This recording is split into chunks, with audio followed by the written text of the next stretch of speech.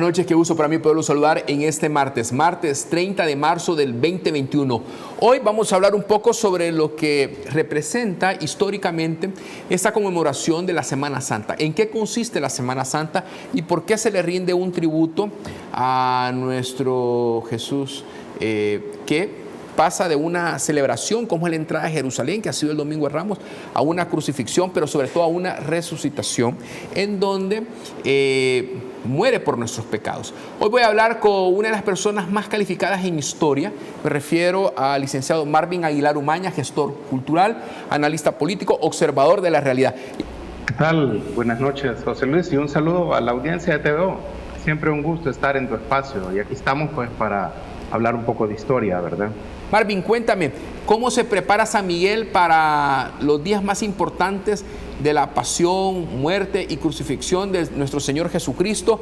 Sabemos que esta es la segunda celebración o conmemoración de la Semana Santa en pandemia de COVID. Hay un poquito de relajamiento por parte de la Iglesia Católica, que ha aceptado con medidas de la sana distancia, uso de mascarillas, que una porción de los feligreses asistan a los templos. ¿Qué es lo que se espera en San Miguel para lo que va a ser jueves, viernes, sábado de gloria y domingo de resurrección? Creería que esto se va a mantener así hasta el jueves. Creo que quizás solamente el viernes, conocido como Viernes Santo, que es cuando se conmemora la muerte de Jesús, ¿no? Creo que es cuando van a cerrar la mayoría de comercios. Algunos retomarán su actividad ya el día, digamos, lunes, de manera normal. El Estado se incorporará el martes, pero creo que va a haber, digamos, no va a aparecer Semana Santa. Todos vamos a saber qué es la Semana Santa, o la Semana Mayor, o la Semana de la Pasión, ¿verdad? O la Pascua, como también, ¿cómo se llama? Se le conocen diferentes. Pero va a tratarse de, digamos, de llevar la vida comercial y rutinaria lo más parecido a la normalidad posible. Creo que este es uno de los elementos interesantes culturales que estamos viendo y que la pandemia ha logrado transformar. Hay una gran expectativa en San Salvador con la participación de su excelencia reverendísima Monseñor Fabio Colindres en la diócesis de San Miguel, ahora que se va a celebrar esa conmemoración de la Semana Santa, incluso sobre lo que puede ser pues esta homilía de resurrección este próximo domingo. ¿Ha influido en algo la llegada de Fabio Colindres para acrecentar la fe en San Miguel? Mucho que ver, fíjate, en lo que tú has mencionado, la figura de Monseñor Romero. Monseñor Romero fue en un momento dado administrador de la Catedral Basílica de San Miguel. Vivía a 2 cuadras de mi casa, ¿sabes? En parte del centro histórico. Es más, todavía en San Miguel, en el seminario menor donde él vivió, está todavía el cuarto de él con algunas pocas pertenencias que él usó. Y él tenía una ruta que salía del seminario menor aquí en San Miguel hacia la iglesia, digamos, el Rosario, que así se le conoce. Luego caminaba hasta la iglesia de San Francisco, que está como a 1 cuadra de esta iglesia, y después llegaba a Catedral, que era donde él era el administrador. Entonces él tenía una ruta diaria, y en esa especie de caminar que Romero hacía por las calles de San Miguel, el Vía Crucis, fíjate, la ruta del Vía Crucis que tiene la ciudad de San Miguel fue una ruta que ideó, digamos, Óscar Romero cuando era, digamos, el padre Romero aquí en San Miguel. Entonces, el Vía Crucis de San Miguel del Viernes Santo tiene esa connotación que fue una ruta pensada e ideada, digamos, por Óscar Romero durante su paso por nuestra ciudad. Entonces, yo creería que lo que debería, no sé si va a ser esto, la curia migueleña, es mantener esta tradición de Romero, y el Vía Crucis podría salir solo el Vía Crucis, y la gente podría acompañar, digamos, por televisión, ¿verdad? Se debería de haber hecho una alianza con las televisoras locales para transmitir, digamos, el Vía Crucis, por ejemplo. Podría haberse hecho esta misma lógica para el Santo Entierro, que son de alguna manera, si tú quieres, las fechas más importantes para la para la Iglesia católica, ¿no? En este sentido, porque es la muerte, digamos, de Jesús, ¿no? Entonces debería de haberse hecho, digamos, ¿verdad? Mantener esta tradición. Marvin, ¿hay algún tipo de anda que tú conoces que es conmemorativa, histórica, que cuenta San Miguel en la parte de la historia reciente, que haya sido traída de otro país, que se sale a las calles en atención al trabajo de las hermandades? No sé si existen hermandades en San Miguel de Jesús Nazareno o del Santo Entierro. Y también quisiera que tú me pusieras en perspectiva antropológicamente sobre ese acto de amor en donde el Señor Jesús, cuando está pues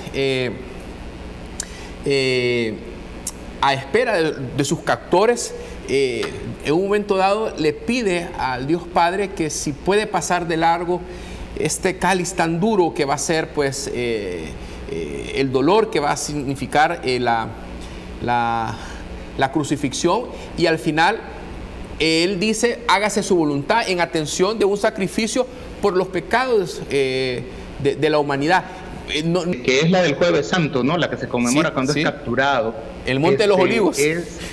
Es una, digamos, es una de las etapas donde vemos al Jesús hombre. Es el Jesús que se siente solo, exacto, lo cual es interesante. Es el Jesús que tiene miedo, es la parte en la que Jesús tiene miedo, ¿verdad? Dice la tradición que va a llegar a sudar, ¿verdad? Sangre, ¿no? De lo que está, digamos, atemorizado por lo que le espera, porque él sabe que va a ser, digamos, ¿verdad? Entregado al imperio romano para ser juzgado. Es este elemento también de la traición, ¿verdad? Que es entregado por uno de sus discípulos, tal como lo dice la tradición, digamos, ¿verdad? Bíblica, aunque debo como antropólogo, siendo honestos, introducir el tema de que ha sido encontrado el Evangelio de Judas, y donde todo parece indicar que el Judas, si no hace ese cumplimiento de esa traición, no se hubiera podido cumplir la profecía. Entonces, Judas es un instrumento necesario para cumplir la profecía de entregar a Jesús y que sea llevado, digamos, a la crucifixión. Entonces, trae ese elemento también interesante, ¿verdad? De este momento, culmen, que es cuando llegan a capturarlo. También tú ahí ves un elemento interesante cuando quieren defenderlo a Jesús con espadas. Pedro, digamos, saca su espada y hiere en la oreja a uno de los centuriones o de los soldados romanos que va a capturarlo, y en eso es un mensaje, digamos, interesante de que Jesús se va a someter al proceso, digamos, judicial. Tu primera reacción sobre la llegada y el inicio de la colocación de un millón de dosis de COVID por parte del gobierno del presidente Nayib Bukele, en donde se programa en los próximos 5 o 6 días la colocación de 50,000 dosis de vacunas de COVID para maestros, así como también personal administrativo público y privado, de cara a la inicio del ciclo de las clases semipresenciales. ¿Cuál es tu valoración sobre esta acción del presidente Nayib Bukele, Marvin? La semana pasada, antes de salir a vacación, yo daba unas declaraciones a la versión en inglés de la agencia de noticias china, la Xinhua. Sí. Y precisamente abordábamos este tema sobre, ya en la digamos, previendo que El Salvador iba a recibir esas dosis de vacuna, ¿no? Esos 2 millones de dosis de vacuna. Yo creo que es una jugada inteligente que ha hecho el gobierno. Es necesario que el gobierno hiciera eso y rompiera ese cerco ideológico que se tenía en torno a que solo se pueden recibir las vacunas de AstraZeneca o de Pfizer o Moderna, si en algún momento llegan, digamos, a tener disponibilidad fuera del mercado estadounidense.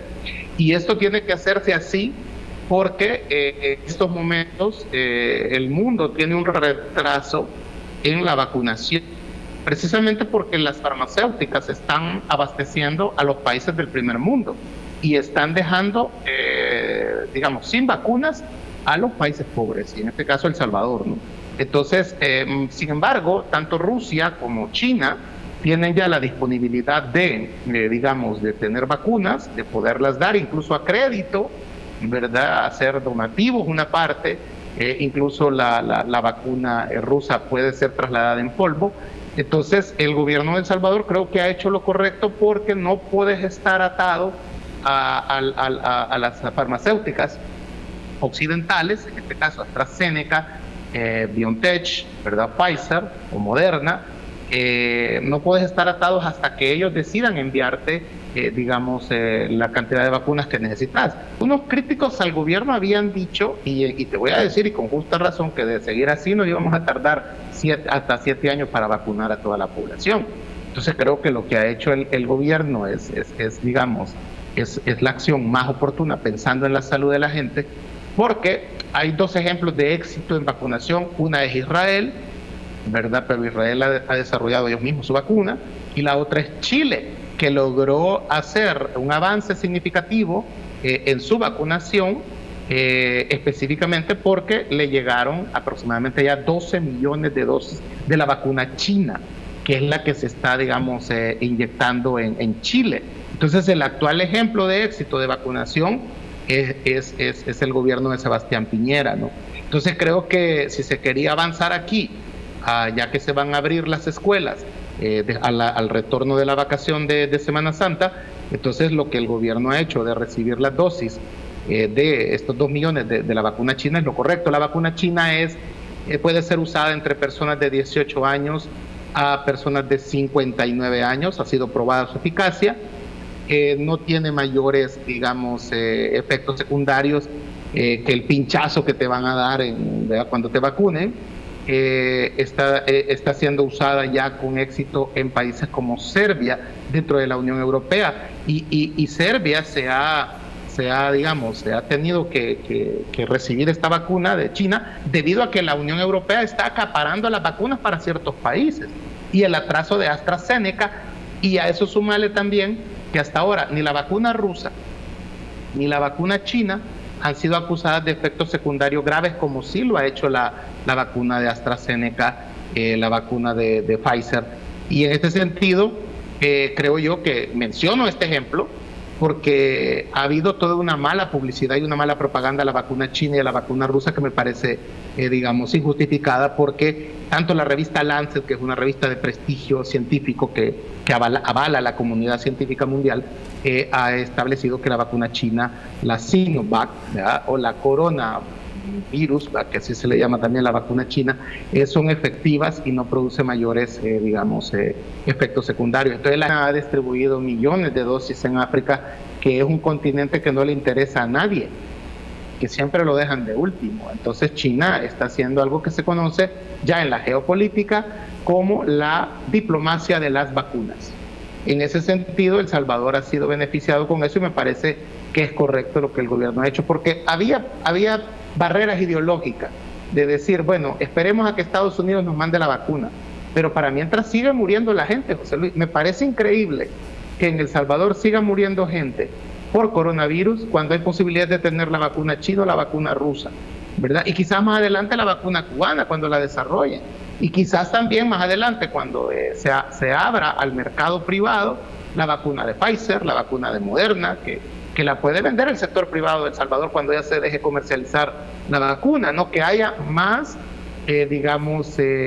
más dosis disponibles en el mercado, porque hay que decirlo, mira, la vacuna, producir una vacuna lleva a un aproximado de 6 meses a 8 meses para producir la vacuna, porque prácticamente no son laboratorios los que se tienen que montar para hacer la vacuna, sino que es prácticamente granjas que se utilizan huevos de gallina o la planta de tabaco para inyectar ahí el antígeno, ¿verdad?, que es el que va, a crecer, a cultivarse, y una vez que tengas ese antígeno, lo extraes del huevo o de la planta de tabaco, y ya lo mezclas con el líquido, ¿verdad?, que es el que va a llevarte a hacer la vacuna, ¿verdad? No solo es que tenés la fórmula, agarras agua y le metes polvo y la batís y ya tenés la vacuna. No, es un proceso de 6 a 8 meses para crear la vacuna en granjas.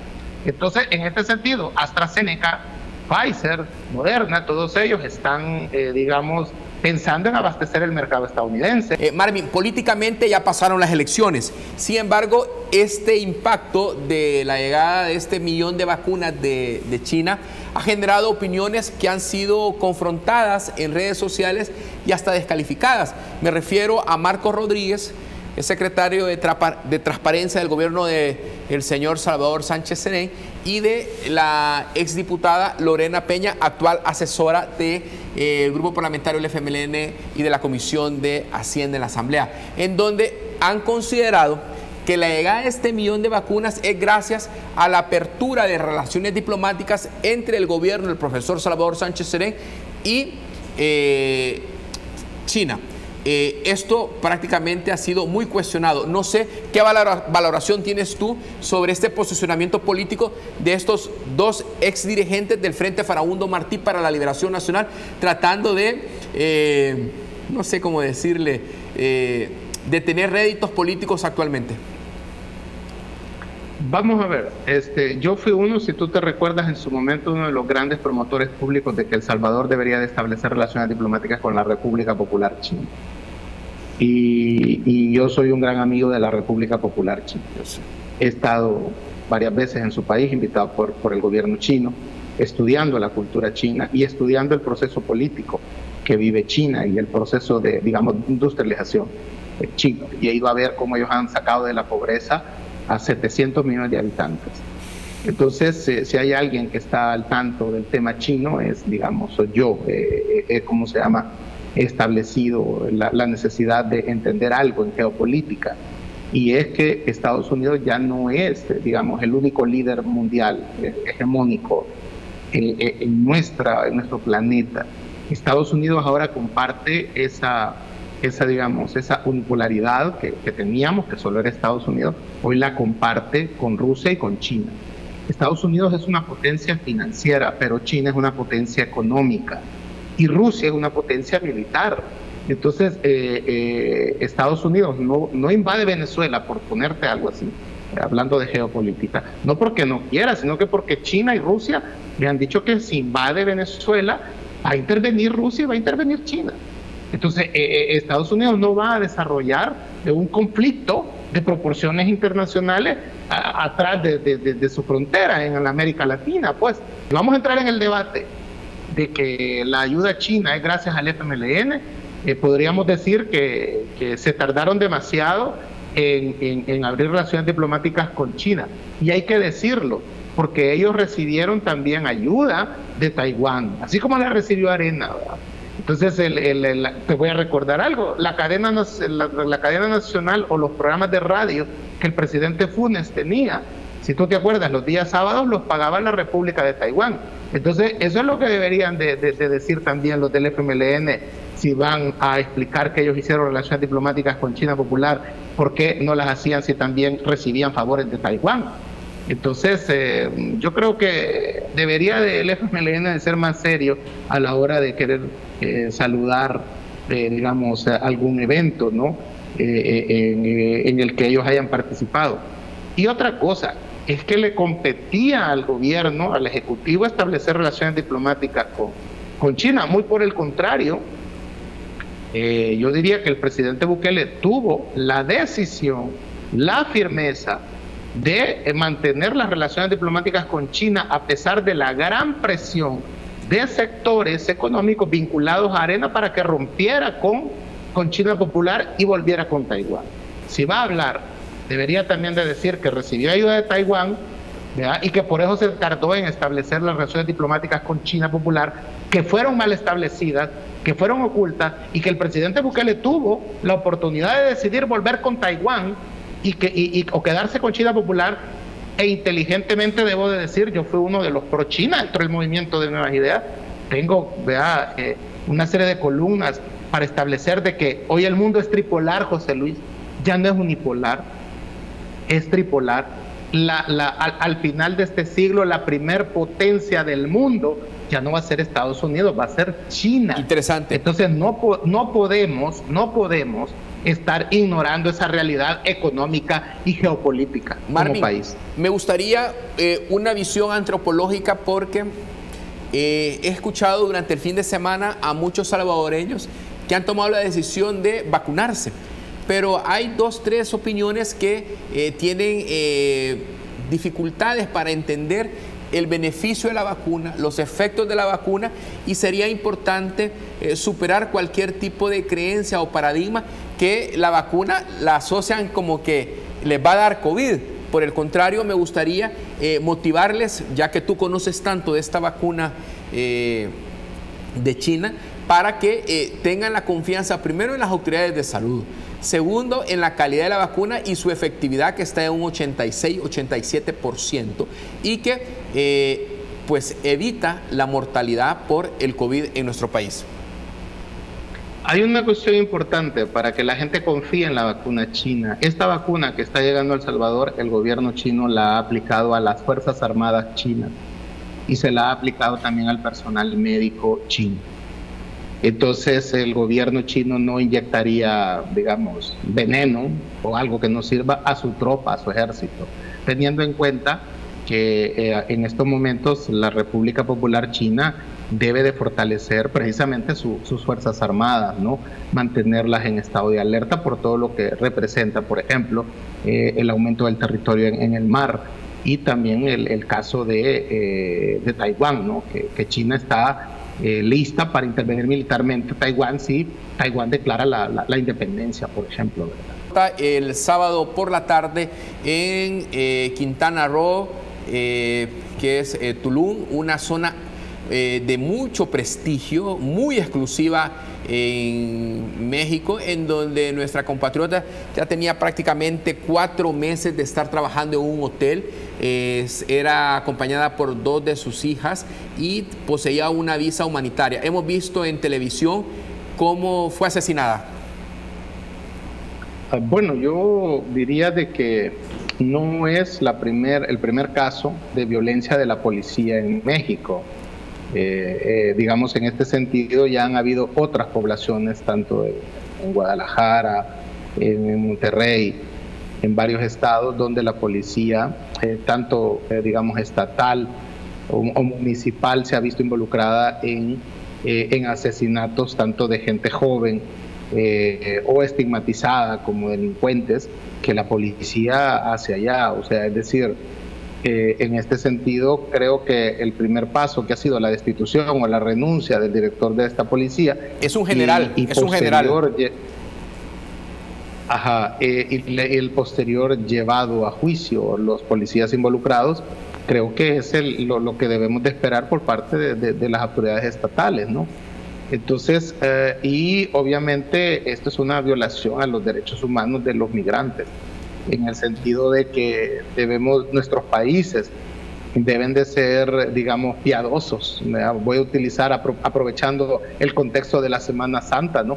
Deben de ser piadosos con la gente que se va de nuestros países para mejorar económicamente. O sea, nadie se quiere ir de donde ha nacido, donde ha crecido, pues, pero las situaciones económicas o sociales o políticas pueden motivar a que mucha gente se vaya. Entonces, los países de tránsito deben de ser bastante consecuentes, porque México también tiene en Estados Unidos casi 50 millones de personas, de mexicanos viviendo en Estados Unidos, y allá también ellos son discriminados. Entonces no es solidario, no es humano que también entre nosotros los latinoamericanos comencemos una especie de discriminación entre nosotros mismos. Creo que es lamentable, por supuesto. A esto se suma, si tú quieres, es parte del drama de la migración. Pues tú te acuerdas del caso del padre que muere con su hija, ¿no? Hace 4 años casi. Claro. Valeria se llamaba, Valeria. Ahí vemos las imágenes de cómo fallece Victoria Esperanza.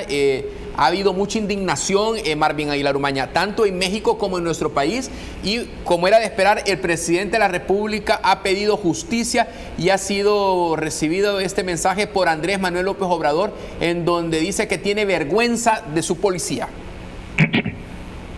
Sí, sí, o sea, es decir, imagínate que nosotros aquí tratáramos mal, no sé, a los hondureños o a los nicaragüenses que van en tránsito para el norte, ¿no? Entonces, obviamente se debe de tener las consideraciones con todos los migrantes que van huyendo por los diferentes motivos que la gente se va de sus países, ¿no? Es triste, te lo digo, porque yo tengo mucha familia en Los Ángeles y en varios estados de los Estados Unidos. Mi mamá vive en Los Ángeles, por ejemplo, y emigró por el tema de la guerra en los años 80, mi familia, ¿no? Entonces, yo me solidarizo porque yo también he vivido en el exterior, ¿verdad? He sido diáspora en un momento determinado también, entonces entiendo lo que significa estar lejos de tu país y sentirte desprotegido. Entonces, por supuesto que me solidarizo con esa, digamos, ¿verdad? Con esa acción de violación a los derechos humanos por parte de estos miembros de la policía de este estado en México, por supuesto, ¿no?